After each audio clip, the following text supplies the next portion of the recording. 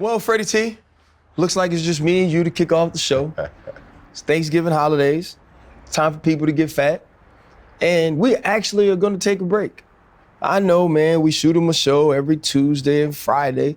I mean, it's the Zubikowski model, you know? But today, man, we're just gonna give them some highlights, kind of go back through what we've done this entire season. But before we get there, I just want you to tell me, man, what do the holidays mean to you and what makes family so important during this time? It's just me and you. That's what the pivot is all about. You got to make it go, man. That Zubikowski model, man, it's a grind, but I think we built for it. The holidays, you know what, man? A couple years ago, I just liked for the holidays just to speed up. Because around holiday season, everything just slows down and it's like this, repetitive nature. And I started hating the holidays. Yeah. And then most recently, dealing with my grandmother, I realized exactly how important, being with family and spending that family time is. So this year I'm gonna cherish the holidays a lot more than I have in the past. Doesn't mean I'm gonna eat all the food in the house, but I'll enjoy those moments, looking around, being able to smile, looking at my kids, seeing them growing up over the years, just reflecting on memories, looking at photos of myself, my grandmother, my mom, sisters, and brothers who I won't be close to, but we will be on the phone and stuff like that. So, I'm glad I have a renewed spirit for the holidays, for sure. How about you? Man, for me, man, every day above ground is a blessing. Pants are really tight right now. So this is a bad time for Thanksgiving to fall. So I'm gonna try to be a little smart. I think it's always been about family. I don't really necessarily know if I need a day to commemorate it, but I think that is the good part about the world slowing down, because sometimes because we're all moving so fast, because we're kind of just living around each other, you don't get an opportunity to sit down, really break bread. Like I can't remember the last time other than the holiday that my family sat down at a kitchen table. Right. Or we sat down and actually put the phones down and had conversation. And so I think that that's always a good part of the holidays. And for me, it's about being able to truly be grateful for the blessings. To be able to move people around and have people be in different states and different spots so they can come together. You don't do that without opportunities to be able to provide. And so I think for me, that's what it's about, the ability to give my family the space to do certain things. I think that's why we all work. That's what God made us for as men. So I'm grateful for that. I think other than that, man, I just like the fact, bro, that like I get to move around the holidays though, in the sense of like I'm still working. Right. You still working. Right. You know what I mean? Like I think that's the dope part is like for us, we got to do things that the holidays can't stop because it's part of like think about football. Right. Yeah. Right? You've played on Thursdays, you've played on Christmases, you've played on New Year's Eves and New Year's. Actually, I didn't play on a Thursday. You never played on Thursday night football, yes. Yeah. But for the holidays, yeah, I never had an opportunity to play. And I guess most teams don't. Nobody wanted to put Jacksonville on TV. What? Hold up, bro. And two, y'all wasn't gonna play Detroit or Dallas. Yeah, you know what I mean? So that's what it was. Mostly NFC teams, right? Yeah, so that's what it was for y'all. I mean, we played a night game against the Ravens, but it's those big rivalries with the really good teams that normally All right, let me go back to this whole holiday thing. You mentioned sitting around the table. I know in most black households, we got that one sacred room that is just a decorated room you never go in and eat in, the dining room. Do you guys sit around the table and eat dinner on holidays? No, so normally, I've always hosted Thanksgiving. Like even when I was in Pittsburgh, my family would fly up, cook and whatever. You kind of just sit everywhere. Right. But like the table at my house, I live in Louisiana, the table only opens up for Thanksgiving. Like you can only go in that room on Thanksgiving and actually sit down with the plate. Most of the other times you see it, it's just in a picture. It's just a photo, it's just 10 chairs, empty. It's just a photo. But that's I think culturally, like so many things are unique about us, and I think the holidays are a time to experience it. We miss Chan. Chan's actually with his family spending Thanksgiving in New York. And guys, also, Black Friday We got a drop. It's for the pivot. We really want to give you guys some new merch. We want you to get some of the stuff that we wear here now on the show. All gratitude from us. Happy Thanksgiving. Happy holidays. And now we're just going to look back on some of the biggest pivots of our guests throughout the entire season, some of those pivotal moments that they feel like made them exactly who they are. It's Freddie T's question. It's the best question to me on the show. Remember, go to the site, pick up the merch. More importantly, enjoy our holiday show. Hold up, limitless, take a stomach, can't pin in it. I fought to hear to witness it. Got my people feeling militant. Way I'm feeling, got me up. On the mission, got me up. Knowing me, I got the key. On the vision, I can trust. Trust, limitless, take a stomach, can't pin in it. I fought to hear to witness it. Got my people feeling militant. Way I'm feeling, got me up. On the mission, got me up. Knowing me, I got the key. Name of the show is The Pivot, is what has been their biggest pivot in life? What has been that moment that helped shape Chris Paul? What is that moment that changed your life, whether good or bad, that you'll never forget?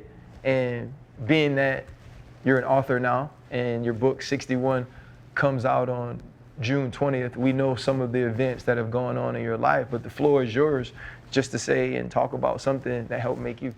Dang, that's a deep question. It gets to everybody. Yeah, it's tough because, I mean, I've been there for the birth of both of my kids. My wife is unreal. She the strongest. She everything in our family. I'm thinking about like the death of my grandfather, you know, and how that just seems prevalent. Because even now, 20 years later, I just work, right? Just do the work. My wife out of town with some of our homegirls, my kids. We left the house this morning like 7:30 to take them to school. But I was up in the gym at 5:15, you know what I mean? Like working out. And I just think about doing the work. I don't know. And some people may say why or whatnot, but I just think about like even when I was growing up and it might be a party or something like that going on and some people go and they say, why you ain't going? I always say like, I want to enjoy things maybe later in life, right? Because doing the work, it's just always been about that. And so, I don't know, probably as I get older, the word gratitude just means more and more to me. Just appreciate my family. And then I'll tell you this is crazy that you said that, is that I've always been a people pleaser, right? Always, just always like a people pleaser. And that's like, I've always had a hard time saying no, right? To this or that, you know, show up here, all right, I got you, this, that, and the other. But the biggest thing I've been trying to work on is showing up for the people who show up for me, right? Like I let people do me dirty for so long, talk crazy about me, still show up for them, still do that. But it's just recently, I had a conversation with my wife, it's like, I'm done with that. And so probably just the pivot is investing more time in those who deserve it.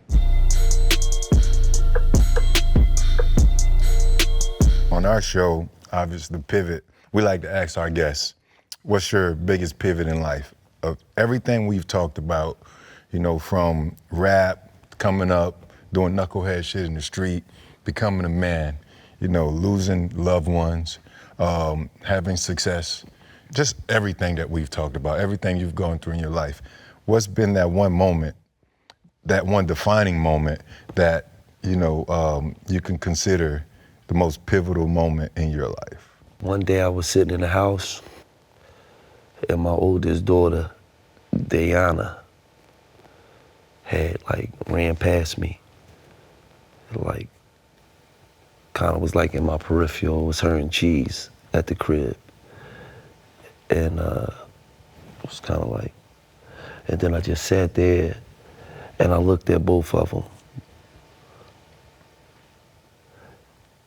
And right then and there, I asked myself, like, what the fuck is you doing? You got fucking kids out here, man. You got whole responsibilities out here, man. And you run around here throwing fucking rocks at the penitentiary, man. The fuck are you doing, man? That was the day that changed my life, that I pivoted. I was like, yo, man, you gotta smarten up out here. You tripping, man. So then the wildness went from this level to this level. You know what I mean? And then as the wildness, then it became, man, I got cut certain niggas out my circle, man. You know what I mean? No, I ain't into that type shit no more, man. Right. Nah, I don't. No. Nah, man, them niggas, what them niggas doing, them niggas trying to get indicted, man. Nah, I'm good, man. I just separated myself away from the bullshit, you know what I mean? And it was really from around street niggas. I just started surrounding myself around good people. Feel what I'm saying? Right. Niggas that didn't operate off of egos. You ain't gotta worry about a motherfucker backdooring you. You ain't gotta worry about a motherfucker counting your money.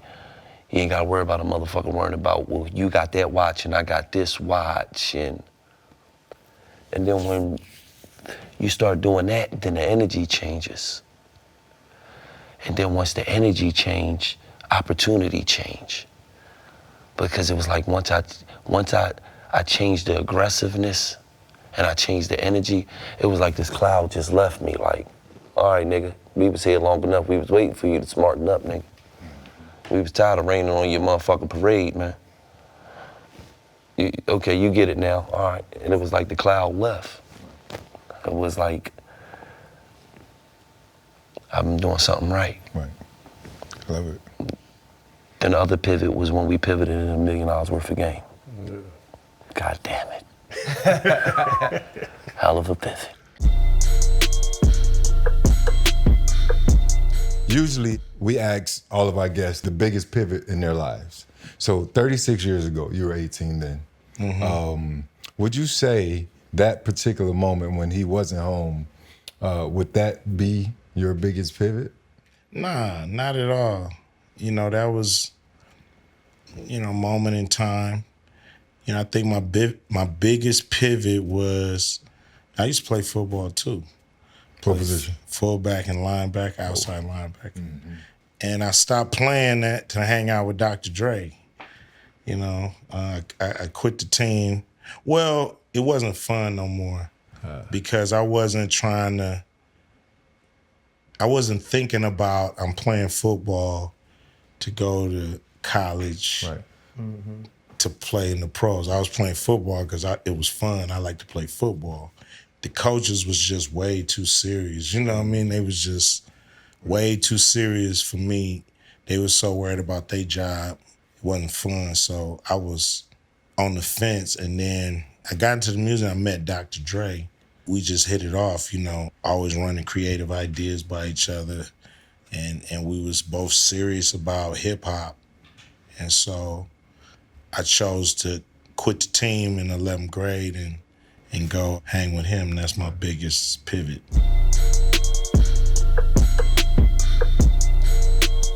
You have to tell us what your biggest pivot in life has been. What's that one moment that you can point to and say, this either changed me, this affected me, this moved me in a certain way? Oh yeah, that's easy. There's two pivots. I have sick basketball moves. I'm pivoting twice. Hawk said you taught him using Allen Iverson. I did. I've always used basketball terms because I think people, the terms like a crossover, you make someone crossover and they naturally get in a release pattern. I use drop step too. January 4th, 2016, when I stopped drinking. That has been monumental. Again, things were happening in life and I wanted to dictate the terms. And I recognized, I had alcohol every day, but I realized that I was not addressing problems and running from them and hurting my wife at the time, so I stopped. And then when I stopped doing that control made me focus on doing my job and only my job. And that's when I started getting promoted. That's when it finally took off. And then October 2nd, 2020, when my daughter was born. So we'd been married for 5 or 6 years, been together for a while, and we didn't think it was in the cards. We couldn't get pregnant. We did fertility testing on both sides. And then push come to shove, is actually Kyle Shanahan's wife, Mandy Shanahan, was with my wife one day where I was at work, and she like keeled over and threw up from like menstruation pain. And Mandy was like, "What is wrong with you?" And she's like, "Oh no, this just happens once in a while." And Mandy was like, "That is not right." They went to see this specialist. I was making enough money at the time. I was running game coordinator, so I could afford an exploratory surgery. Turns out she had endometriosis. Got that cleared out. Then the day before we left for the Super Bowl, San Fran against Kansas City, like wasn't even thinking, like had gone through the whole thing. And it was a big deal to me because, you know, I wanted to be a dad. I had a lot of a bone to pick in my life about to rectify that. And it wasn't in the cards, and all of a sudden, randomly, oh, she's pregnant. What? And I tell you what, like, everything that people say about fatherhood and being a parent, like, yeah, I get it. And it doesn't even do it justice. I mean, it's been the most fulfilling, cool, daily thing. It doesn't even do it justice. It is everything to me. That girl, new words, her moods, the things that she, I mean, they say some crazy stuff, so innocent. I just hadn't been around it. I didn't have any siblings. These little kids are so happy with just what it is. And like, how do we lose that in our journey? Like, we shouldn't, but we should gain that back when we witness that, because it's just like the beauty of like a human being with no scars. Mm-hmm. When the world, it's okay for it just to be mom and dad, that they don't need it to be bigger. All of the insecurities and all of the things that come as we grow, it's just pure. And it's so, so beautiful. I'm gonna be a psychopath. First of all, my wallet already has a hole in it.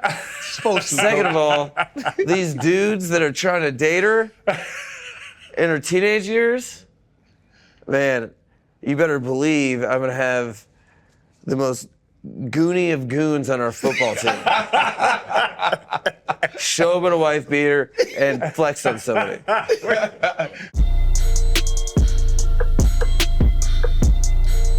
We're coming up on a year though where Robert Hubler passed. Mm-hmm. It was last July, mm-hmm. and he essentially saved your life. Mm-hmm. And you know, you've told the story before, and the relationship that you continue to keep with him. When you think back to that day, what was it like 94? Yeah. When you think back to that day and what he did for you, man, I would just love for you to get an opportunity on this platform to just give him some praise, man, for not waiting on ambulance. And first of all, picking up a young cat, man. Man, what? Man, first he was off duty. He was off duty, and so he said, yeah, he admitted, he was like, I was being nosy. You know, he was like, I was off duty, but, you know, it came through came through his radio with dispatch or whatever, and he heard it was the spot. You know, he felt like, man, that's my spot.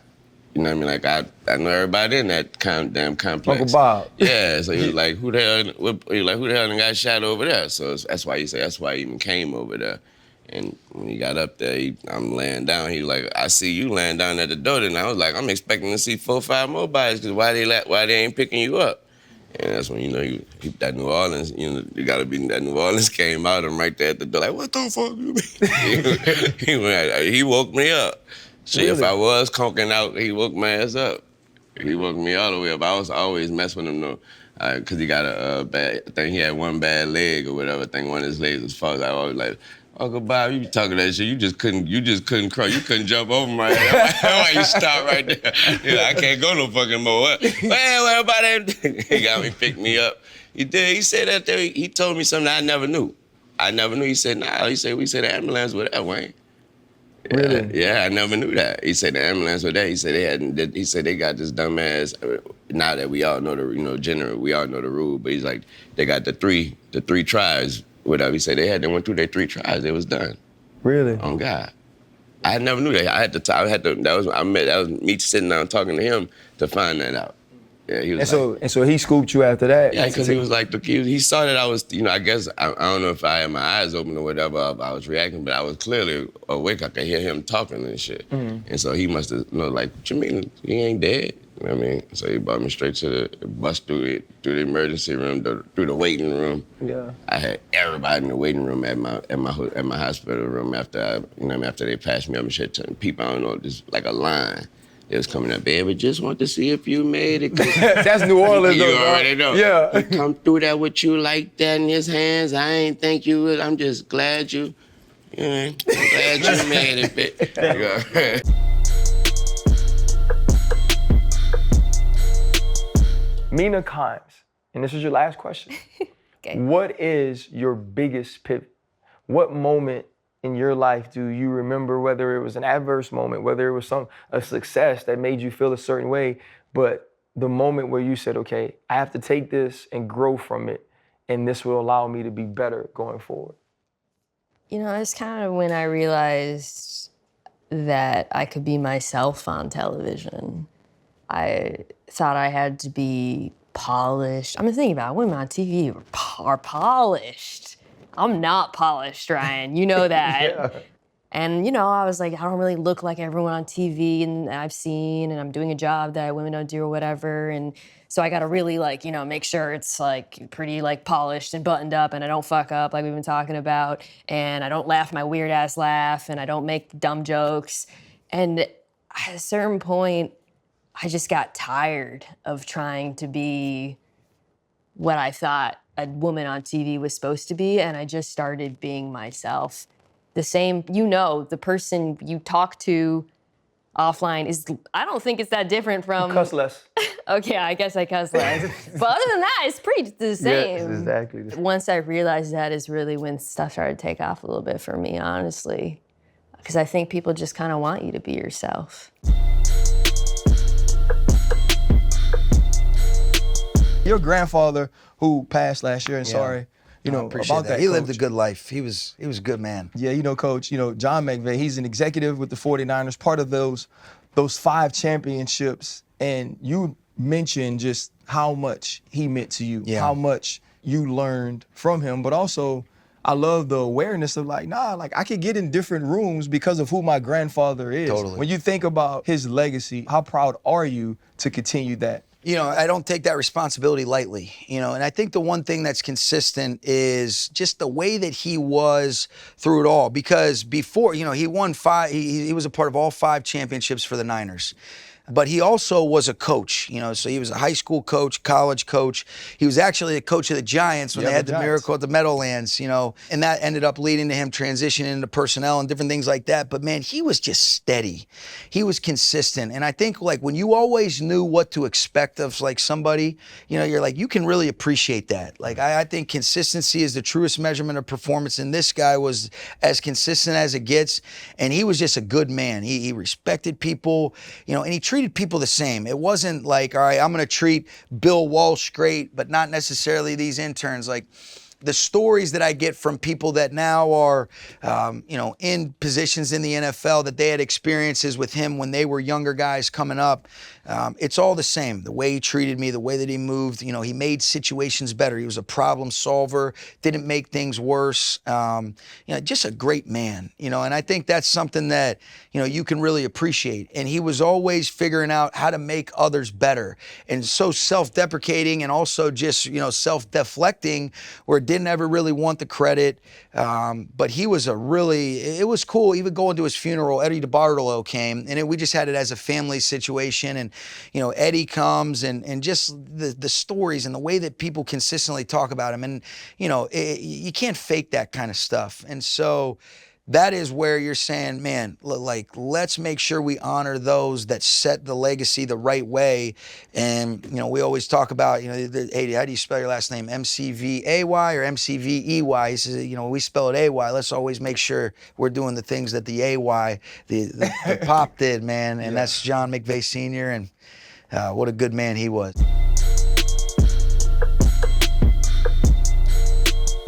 I know I try to rap a few times, and we usually ask everyone what's their biggest pivot in life. My biggest pivot, like, I'm at my best when I was at my worst. Like, I think I was at my worst because we didn't win the national championship. Like, now, like... It's kind of like a reset. It is. It is. Especially when people don't think, you know, that we're going to be where we were. So, yeah, Coach, that's it.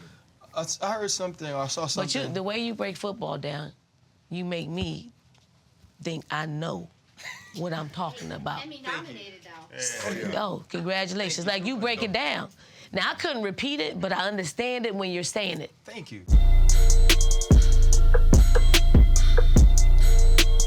Gotta ask your biggest pivot to this point in your life. What's been your biggest pivot? My biggest pivot?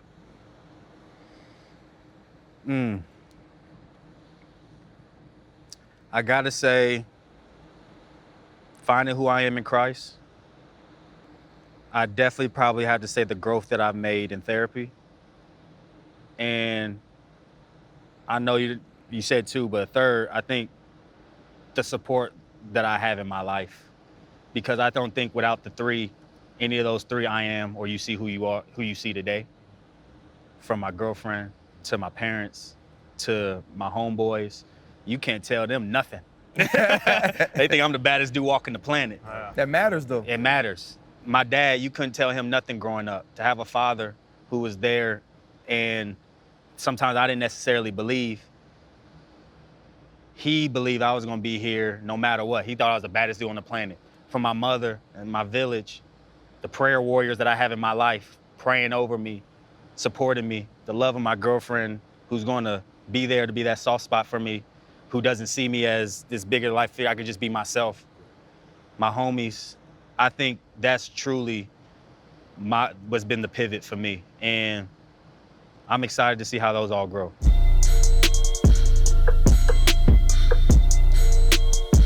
To go through what you went through, not as just a coach, but as a person, and to come through that adversity to be at this point is a story of perseverance, but also will and effort. Just take us back to that time of your life. Yeah, it was a tough start. Like I like that we started there because the reality is that's when my life changed, right? That was when you're out of work, you can't get a job, you can't get an interview, you're trying to figure out who you are as a person, and you start chopping away and you find out who is close to you and who's supporting you. And you lean into those people, and you lean into the people that have good intentions for you, and you just start trying to find your way. And in 2015, as I came out of that and had gotten fired at USC, gone to recovery, started working on me personally, and then coming out of that, not being able to get a job, somewhere in there, somebody's got to extend an olive branch to you. Mm-hmm. And in 2016, I was ready to go do TV. I couldn't get an interview for a job. And Nick Saban saved my career. Wow. And he offered me an analyst job. And I was willing to do it for free. But he said, I gotta pay you $30,000 so that you can get benefits. And I said, okay, I'll do that. I'm forever indebted to him because at that time, you know, somebody in life has gotta give all of us a second chance, right? And it totally changed my perspective. It changed my perspective on how I coach, how I deal with our players. Because everybody's going through stuff, right? Everybody's got stuff. Whatever that your stuff is, you just try to get through it.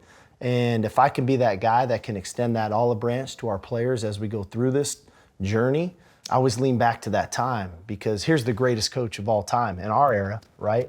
And for whatever reason, he saw something in me to give me a chance, to give me a shot. From there, he actually makes me the offensive coordinator for the national championship game against Clemson. And I was an analyst, I wasn't even a coach. I call that game. It was an amazing game. Jalen Hurts scrambles and scores. Deshaun Watson goes down, wins the game. Coming out of that game, Dan Quinn offers me the offensive coordinator job at the Atlanta Falcons. And I'm thinking, Kyle Shanahan just goes to the 49ers. I'm going to go to the Atlanta Falcons. And I go do it for 2 years. For whatever reason, that didn't work, you know? And I was like, okay, I figured out and I realized again, I'm a pretty good coach. I was going to stay in the NFL. That was the plan. And I'd actually verbally accepted a job to be an offensive coordinator in the NFL. And guess who called me again? Nick Saban called again. When Nick calls, man, whether you're a player or a coach, it's tough to say no. I called the woman in my life at that time, who now is my wife, L'Oreal, and I said, she didn't want me to leave Alabama the first time. And I said, why did you not want me to leave? And she reminded me that he gave me that chance and that I owed him. I went back, and I went back for that very reason. Like, I had unfinished business with this man that we didn't accomplish what we set out to do. And 2 years later, we go win a national championship, an amazing run. I had turned down some jobs along the way, and Texas called. And it was like, okay, this is the one. This is the one you're supposed to go take. Because you never know if you're gonna get another one. So the one you get, you hope that it's one that you can go achieve greatness and win a championship and build your own legacy. And here we are, man. It's amazing, been an amazing ride. Travis, as we wrap right here, man, I wanted to ask you, was 2008 when you transitioned to tight end, your freshman year at UC, was that your biggest pivot in life? Yeah, the year that I got kicked out, when I came back, that's when they moved me. Okay. Yeah, because I was still doing a little Wildcat QB stuff under Brian Kelly's offense. But when I made that transition to tight end and the focus that I had at that point in my life to try and do things the right way, and I really found that routine to find a way to get better. And I found a love to play tight end that I didn't really have at quarterback.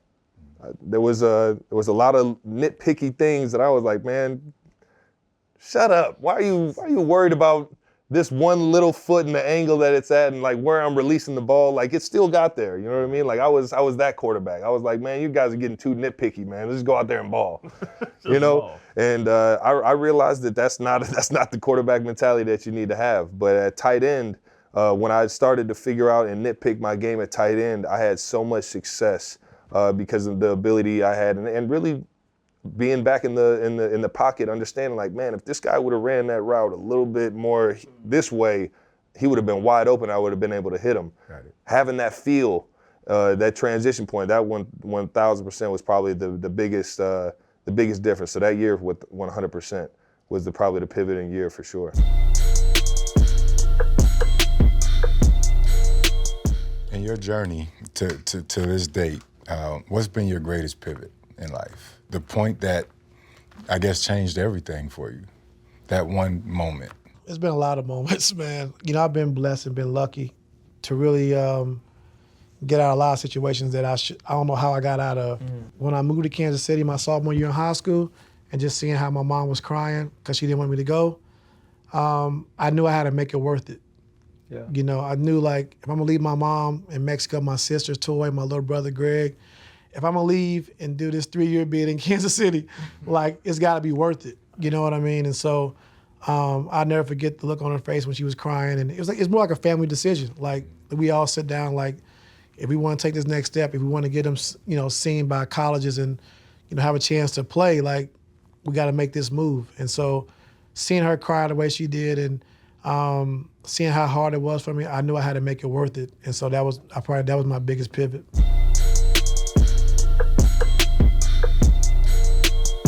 In sacrificing things for Jackson State to elevate to where it was, part of that was your health. Yeah. When you see the fastest man I've ever seen with the football, fighting through these things, riding in carts, a noticeable limp, and you're still coaching your team, putting them in a situation to where you leave with a higher winning percentage than Eddie Robinson, the great Eddie Robinson.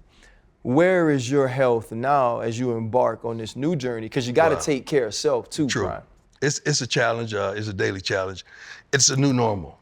It'll never be the same. My dream is to one day run.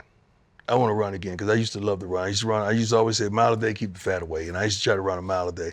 Now I'm into biking because that's the only way I can get my cardio because I can't stand still or get on a treadmill or elliptical too long because I got to go. I got to move.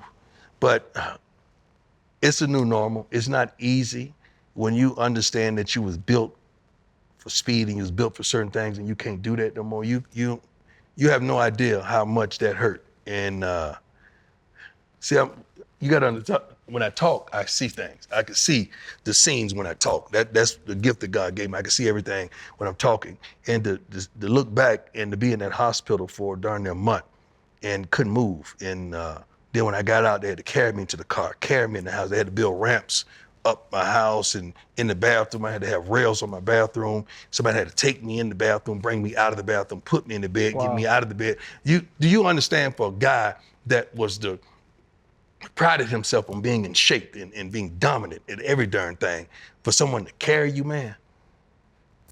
Woo, help me, Lord. You have no idea, like mentally, what I went through that season. Then my son, Shiloh, came quite a bit, but Shador was there about every day.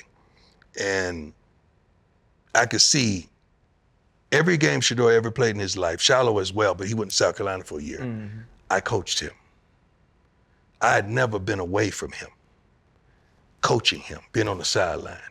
So I'm watching the games and I'm seeing 74% completion percentage, 72, 70, 68. And he said, Dad, I need you. He said, Dad, I need you. I need you back. I said, okay, I'll be there. And I reconciled in my mind right there, I'm going to the game at Southern. And regardless how it looked, I'm in a big old wheelchair, man, remote control. And it was about 40 degrees out there. And I probably had lost 30, 40 pounds.